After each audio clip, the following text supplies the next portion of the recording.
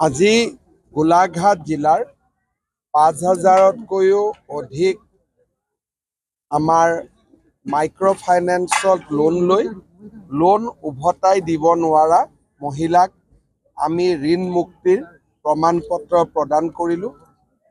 প্ৰায় ২,০০০তকৈও অধিক পৰিয়ালক আমি বান সাহায্য, কাৰোবাক ঘৰ বনাবৰ কাৰণে, কাৰোবাৰ ঘৰ মেৰামতিৰ কাৰণে আমি বান সাহায্য প্ৰদান কৰিলোঁ আৰু প্ৰায় ২০০ গৰাকী মহিলাক চিট ফাণ্ড আমি মুকলি কৰি দিলোঁ।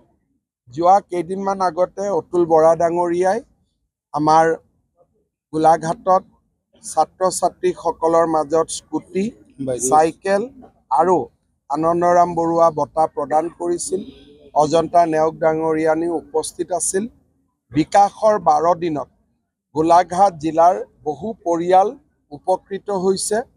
অহা ১৫ তাৰিখে ৰেচন কাৰ্ড নাথাকা পৰিয়ালসমূহকো আমি ৰেচন কাৰ্ড যোগান ধৰিম আৰু ১৫ৰ পৰা ২৮ তাৰিখলৈকে গাঁও সভাৰ জৰিয়তে আমি অৰুণোদয় তৃতীয় সংস্কৰণৰ হিতাধিকাৰী নিৰ্বাচনৰ কাম হাতত ল'ম।